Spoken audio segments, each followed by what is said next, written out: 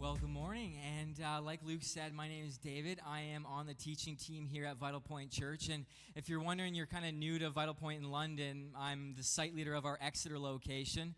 It's been a hoot up there for the last month and a bit, just launching the Exeter site, and Ron's been unfolding that and telling you guys all about it, and it's been great. So I don't need to update again. It's just going very well, very well. We are in a series. Yeah, we can cheer for that. Yeah, absolutely.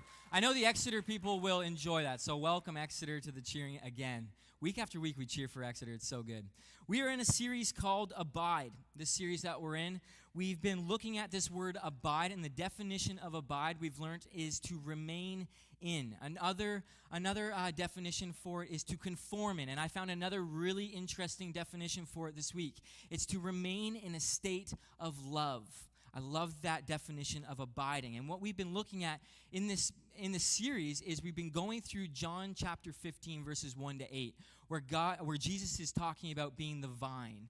And we are the vine that we need to remain in him. We need to abide in him. And I want to take us there to John chapter 15. I'm going to read verses 4 for us. We've been looking at 1 to 8, but I'm going to look at verse 4 today for us. It says, "Remain in me, and I will remain in you, for a branch cannot produce fruit if it is severed from the vine, and you cannot be fruitful unless you remain in me." The last few weeks, we've been looking at remaining in Jesus, in our relationships. In the last 2 weeks, we've been looking at meditational prayer. And in that first week, we looked at the meditational prayer of Jesus in the practice of that, his actual patterns of conforming to that. And we looked at how we could do that in our lives. Last week, we talked about friendship.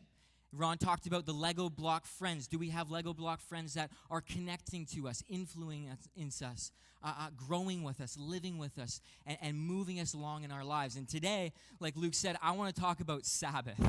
And a lot of like blank faces in the room, like Sabbath? Like, come on, seriously? If you've been in church for a while or grew up in church, you probably have heard of the word Sabbath. It sounds super churchy, super old school. And it kind of is sometimes. It's seen as a tradition that's more like a legalistic kind of view or practice of the way. And if you're new to church, you're like, what is Sabbath? Sabbath is an actual day where you set aside for 24 hours to reconnect with God, to rest in your relationship with God. And now you're thinking, who's got time for that? 24 hours. And it's a busy schedule. We have busy lives. But before we kind of dive into that, I just wanted to let you know, I've had the pleasure of meeting and talking with a guy named John Mark Comer. He's a pastor in Portland, Oregon, who teaches a lot on this, a lot about Sabbath, a lot about rest and the relationship and abiding in that. He's got a brand new book called The Ruthless Elimination of Hurry. It has been wrecking me. Like inside of me, it's like tearing my heart apart and bringing it back together of what rest is. And I know a lot of other people have been reading this book, and it's been transforming their minds on rest and what it means for an individual to rest for 24 hours in God. So that's where we're going to kind of go. We're going to go through his book a little bit. We're going to talk about some things that really are shaped by his conversation. I have the pleasure of actually talking to him through Instagram, asking him questions about what should we talk about, how do we guide around a conversation of what this actually means. And it's been a blessing to kind of just jump into the conversation with him.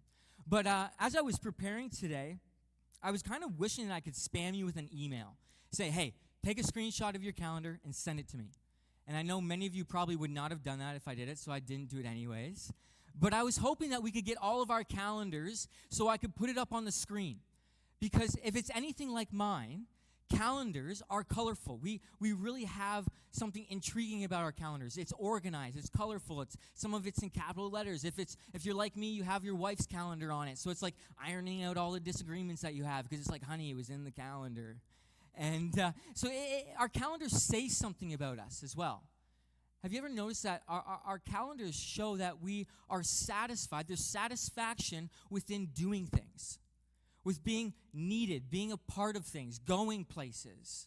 And what's interesting about the satisfaction of our calendars, it shows us that we have a desire. There's a human desire to grow, to be a part of, to conform in, to be part of a movement. Maybe it's a startup idea. Maybe it's your kid's soccer. Maybe it's the school that you go to. But we remain in all of these things. Our calendars tell us this. There's the satisfaction of being a part of things. It's the human desire to keep moving, to keep stepping forward. And I want to ask the question, what would it take for us to fulfill the whole human desire? One writer was asked this question, what would it take? And he said, everything. We would have to experience everything, go to every bar, every cafe, read every blog post, every podcast. We would have to read everything. We would have to travel everywhere to actually experience the full human desire. Because there's something about the human desire. We've been wired to want more. We've been wired to step up, have dreams, go for it, step into these moments, and we've been wired to do that. And what's interesting about the human desire, it's infinite. It's always growing. What happens with this actually is the desire and the experience to do everything actually makes us become restless individuals. And there's this new thing called the hurry and hustle sickness, where we allow the anxiousness and the go, go, go to be our normal. We hope to accomplish more and more, to be part of more things in less time. I don't remember when I got the notification that there was another extra hour in the day, right? There isn't. But we want to do more and more and more and more in less time. I can't miss out on this. I can't miss out on that. I want to be experiencing all the movements. What happens when you ask someone, how you doing? I tested this out today. How are you doing? I was standing out in the atrium, and someone goes, good, but I'm super busy. Oh, man. I'm like, oh, that's awesome. I'm glad you're busy. And I asked another person, so how are you doing? Good. I'm busy. The kids are everywhere. I'm everywhere. Work's crazy. We're so busy. And what happens with that busy word, I don't know if you've noticed this, busy becomes our identity. Busy becomes our normal, where we're just like, yeah, I'm busy. I'm a busy individual. It becomes our normal, our identity, and what happens is we put a value and worth into the busy lifestyle. This is what we do. We say that we're busy. It's like we have some worth to our friends and our families and our colleagues. There's something going on. We're needed and we're wanted. And if we're not busy, what happens? You feel like you're falling behind. You feel like you got the FOMO, right? Something's going on. Why am I not being a part of things? Why am I not being invited to things? I'm not busy enough. We put value in the busy lifestyle. If you don't believe me, listen to these stats, and I'm going to try to pump through these as fast as possible. This is about work, just work, okay, of North America. We work 137 more hours per year than the Japanese, 260 more hours than the British, 499 more hours than the French, and this is just North America per year. That's how much more we work than that area of that world, in those worlds, in that culture. Workaholism has become socially acceptable. That's a real word, workaholism.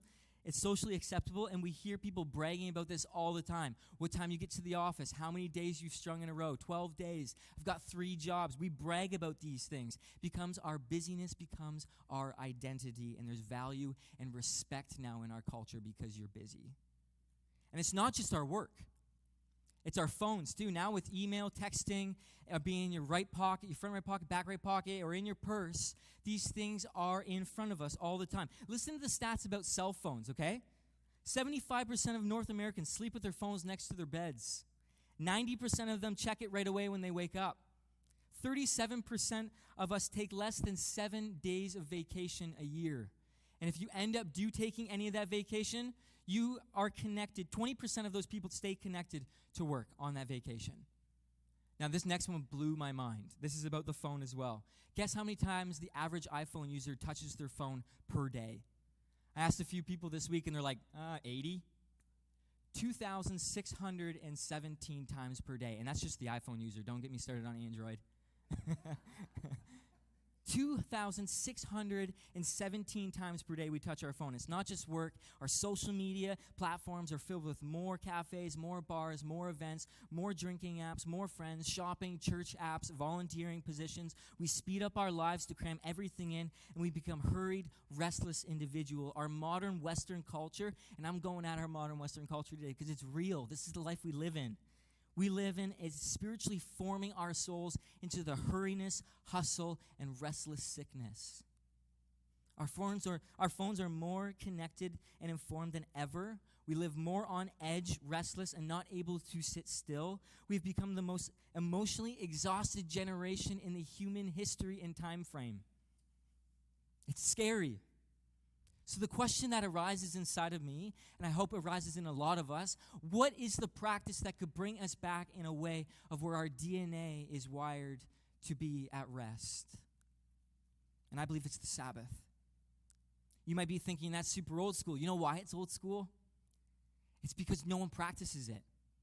There are a few people that practice Sabbath, the 24 hours of sitting and resting and not working. But what happens is it seems old and churchy and traditional and legalistic. It's because we've made it that way. We've actually ramped up, pedal to the metal, instead of sitting back in our time frame in our week.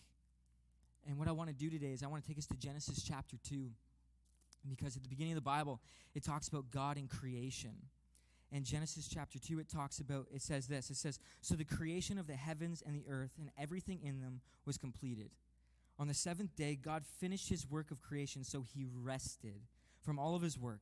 And God blessed the seventh day and declared it to be holy, because it was the day when he rested from all his work of creation." After 6 days, the creator of this universe stopped to rest. Did he need to sit back and kick his feet up and just relax? No. But he took time to rest, to see what he created. See, the word Sabbath is interesting because a lot of us do see it as a traditional churchy thing where it's 24 hours. That's a long time to be alone with God. But it's something else. Sabbath is also a feeling you get after a long, hard work week or work day, where you sit back and you see the work of your hands, you see the work of your team, your family. The Sabbath is an entire day set aside to follow God's example, to stop, to delight in his world with your light in it, and also to, above all, to delight in God himself. It's an actual invitation to enter into delight and full of joyful emotions. What would you do for 24 hours? If your calendar exploded and you had a 24-hour window, 24-hour window to just sit back and rest and bring joy that would just burst inside of you, what would you do?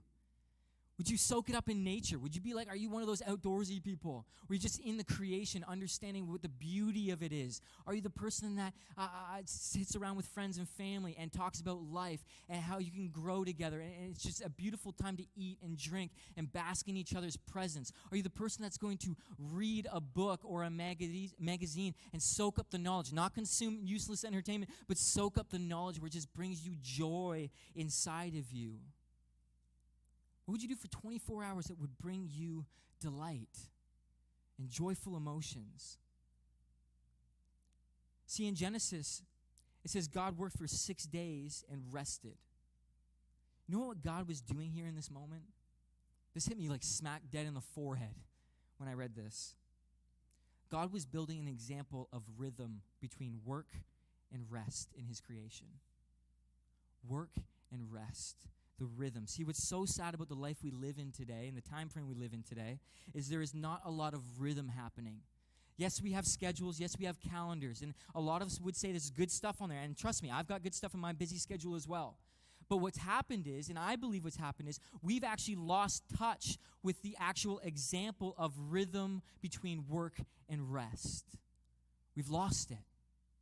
We've lost touch with it. A beautiful quote from Wayne Mueller says, "Our culture supposes that action and accomplishment are better than rest, that doing something, anything, is better than doing nothing. Because of our desire to succeed, we do not rest. Because we do not rest, we lose our way. We miss the compass points that would show us where to go. We bypass the nourishment that would give us success. We miss the quiet that would give us wisdom. We miss the joy and love born of effortless delight, poisoned by the hypnotic belief that good things only come through ceasing determination and tireless effort. We can never trust rest, and for want of rest, our lives are in danger." Our lives are in danger with this hustle and hurry sickness. Even with our views of wanting to get ahead and cramming everything in and allowing our calendars to speak for us where our value and our identity is, we were created to live in a certain way. We were created to live with a rhythm of work and rest. Something stuck out to me also this week is have you ever noticed at the end of the week you're just a little bit different? You're a little bit off. You're a little less creative. You could be a little bit more snappy or witty or just a little bit on edge. It could have been the best work week ever, best vacation ever, but there's a little bit something different inside of you. Have you ever noticed that? Or maybe you didn't get the rest that you needed. See, here's the beauty thing about rest.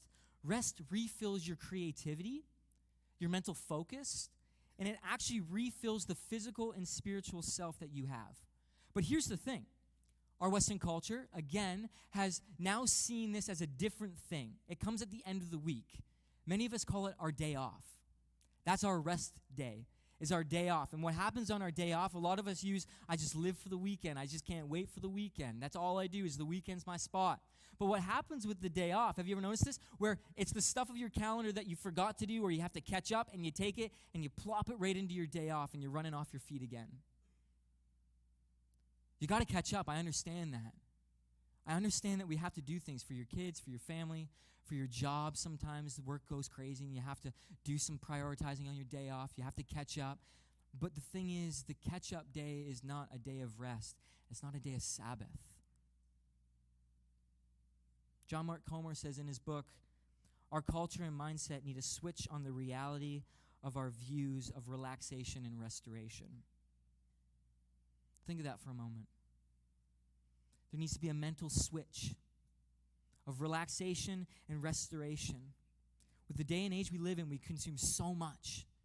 With our phones, emails, everything, we consume so much. Think of your Netflix binging or your Crave or your Prime or whatever that is you subscribe to.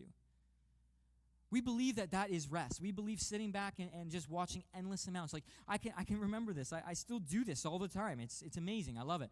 But we watch show after show after show, series after series, and we cram it all in. It's like 1:30 in the morning, and it's asking, are you still watching? It's like, duh, I'm still watching.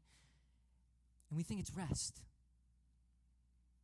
And it's over finally, the series, the 7-series part, whatever it is, and you're like, it was 2 hours, it felt like. But it's been 8 hours, and like, that was great, but tomorrow's going to suck because you're so tired. It's not rest or the Sabbath. Our mind frame needs to be switched of what actually is restoration and relaxation. I love what the writer attaches to the word rest in Genesis chapter 2. It's the word that says holy. God made it holy. Holy means to separate, to set apart. It's unique. It's a time and space where there is peace and there's unity. Lots of people think of rest as a kickback day, run around, all that kind of stuff, but no, rest is the Sabbath, where it talks about where you're actually in worship. You're in worship in this 24 hours of resting and basking in your relationship with God. There's this quote from Connie Ten Boom that says, if the devil can't make you sin, he'll make you busy. But both sin and busyness have the exact same effect. They cut you off from your connection to God, to other people, and to even your own soul. Isn't it crazy how this busyness is just ripping this unity apart between God, between the connection of your friends and your family, and even your connection with your soul? I can remember this in my own life where I worshipped my calendar. I sometimes still do. I actually do. I have to confess that. I still do. People would ask me, like, man, I just want to grab a coffee. What are you doing on Saturday? And I would, like, turn to them and show my calendar. I'd be like, it's colorful. I'm doing stuff. You can laugh at that. I worship my calendar. I would put it in capital letters to show people that I was needed, I was wanted, and it made me feel wanted. But what was happening with this hurry sickness, this hustle sickness that I've been just conforming myself into and worshiping my calendar, what was happening, the smallest things on the calendar was making me tired. They were supposed to be giving me life. They were supposed to be building me up. They were good things. But I was running everywhere, going everywhere, and it was actually making me tired, lonely, and angry. Have you been feeling that lately? Where you're like the only one that's running around, where it feels like you're the only one with a busy calendar? Where you don't feel like there's a connection to anything? Where you're worshiping that, where you just feel busy and lost and not connected to someone?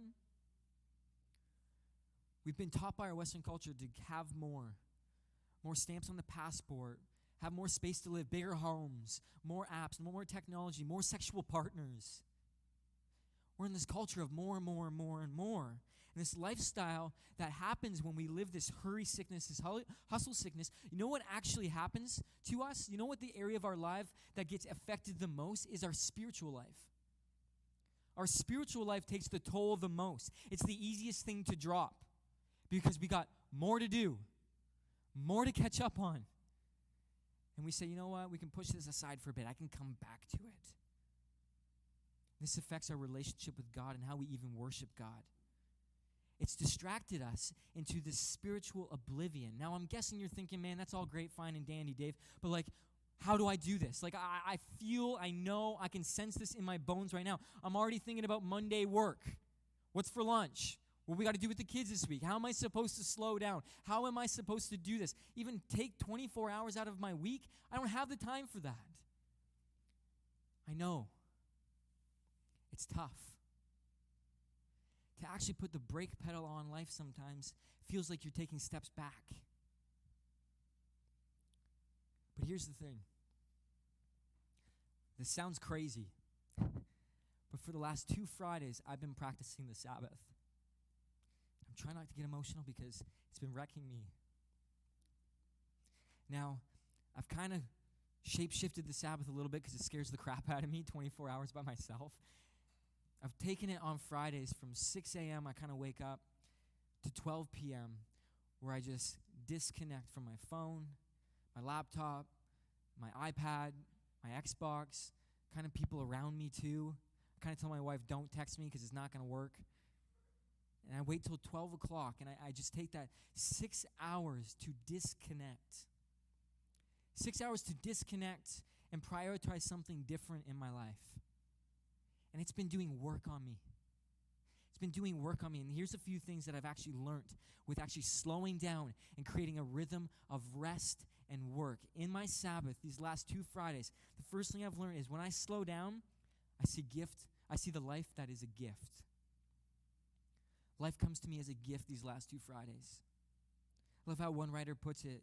They say, our lives are a gift from God. We have to remember that life will be hard. It's sad sometimes. There is darkness, but life doesn't come to us as a right, but it comes to us as a gift to receive and to enjoy. We owe it to the creator of this universe and this world as an act of worship. I don't know about you, but this hits me.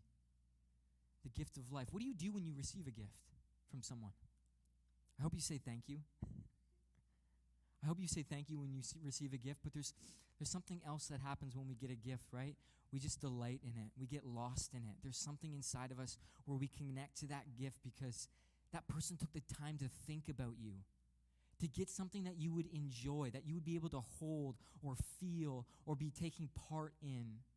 And this life that we have is a gift to us. And see, what happens is when we say thank you and we become grateful, this energizes our soul. And this needs to happen in the relationship with Jesus and God. This needs to be a sense of reconnecting and abiding in this relationship. Abiding in the relationship that is a gift to us, not from us, but for us. We get to bask in the blessing of the life that we've been given.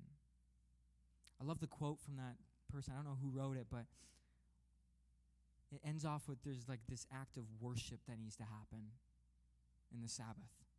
And that's the second thing that I've learned. When I've slowed down and I've put a rhythm of rest and work, when I slow down, I begin to worship. Now, you might be thinking, if you've grown up in church world, worship is like turn on the Hillsong and Bethel albums, crank it up, sing in your car, your cubicle, go nuts. Go singing like nuts. But this worship that it's talking about is something totally different. When we create a rhythm of rest and Sabbath, that something happens within your worship. You experience life. You experience health. And within that life and health, you experience peace and unity and reconnecting, and your words and your actions and your eyes change. Your ears hear different things. And there's unity that brings you back into that worship. And to be honest, these last 2 Fridays, I've never worshiped before. I'm the kind of guy that likes to raise my hands, sing like crazy, go nuts with that stuff. But my worship has been fine-tuned in a different way when I've just taken that 6 hours of a Friday to say, I'm going to open up something different today. And that worship has been beautiful, and it's been pushing me to another area of my worship where it's become truly holy. It says in Genesis 2, chapter 3, it says, God blessed the seventh day and declared it to be holy. Have you ever thought of a day that's just truly holy? Just peaceful? Unity? When we walk into something holy and we acknowledge it, that it's from God and for God, our orientation begins to have a switch. Of that relaxation and the restoration, there's also an orientation inside of us that begins to switch when we walk into something holy. We prioritize our abiding in Jesus. These last 2 Fridays have made me prioritize my life a little bit different. Yeah, I'm the person that gets up early, and I read, and I journal, and I listen to music, but it's made me live differently these last 2 Fridays, where I look forward to prioritizing my Friday morning. Prioritizing it. It says in John 15:5, when you prioritize, yes, I am the vine, you are the branches. Those who remain in me and I in them will produce much fruit. For apart from me, you can do nothing. Prioritizing, abiding, conforming into, remaining in a state of love in that relationship. It changes your mindset, your orientation. It makes you think differently, act differently. Week 2, Ron mentioned last week, I believe, we were designed to have human connection, friendship. Designed to have human connection, but we are also designed to have connection with Jesus. Prioritize that. Our calendars right now probably say we prioritize a lot of other things. Our kids, our work, our jobs, your school papers. We prioritize a lot of different things. Where are we prioritizing our relationship with Jesus? Where are we prioritizing that to see the fruitfulness that John mentions in chapter 5, what Jesus says, the fruitfulness that you can have when you remain in me? For many of us, we're going through our spiritual lives spiritually dehydrated. How are you supposed to live fruitful lives if you're being pulled in so many directions and you don't even know what you're doing for yourself? Where we live with purpose and passion and drive and intentionality. How are we supposed to produce the fruit that Jesus says that we can have in our life, which is love, joy, and peace, and patience, and self-control in our lives? And I don't know where you're at today with the whole Sabbath thing. Maybe you're thinking I'm crazy and out of my mind. I don't know where you're at today with Jesus and church or relationship or that or whatever it is. But the Sabbath is something that is important. It's transformed the hearts of many, and it actually is transforming the hearts of many right now. Through this book that John Mark Comer has written, through the practices of Jesus. I don't know where you're at.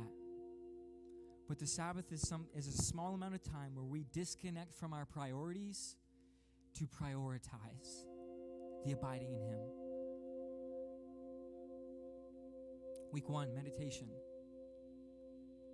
Ron asked us to practice and take time to actually read Psalm 63 for 10 minutes a day and just rest in that and listen to the Spirit of God and see where it could transform our heart. Week 2, Ron asked us and challenged us to look at our friendships. Of the abiding in our friendships, are they building us up? This week, I want to challenge you to practice the Sabbath. To practice the rhythm of rest and work. To practice those things and allow the rhythm of rest and work to awake your soul. And you don't have to start at 24 hours. Trust me, I'm starting at 6. Prioritize an hour this week. I don't know what you got to do. Get up before the kids, put them to bed earlier, drive around for an hour. Prioritize it. And in that time of that hour, practice gratitude. Practice the gratitude of seeing what your hands have done, because there's something beautiful of thanking God for what your hands can do, what your mouth can do, what your life is all about. Practice that. And within that practice, step into that holy moment of just an hour of peace. And if it's really rocky your first time you do it, don't shut it down. please don't give up after one try. Because practice makes perfect. Well, not perfect, maybe excellence. We're not perfect. Step into that moment when you prioritize that hour, practice the gratitude, and try to worship in a little different way. And just maybe, the practice of the Sabbath won't be an old school tradition anymore, where it can awake our soul. Listen to the song.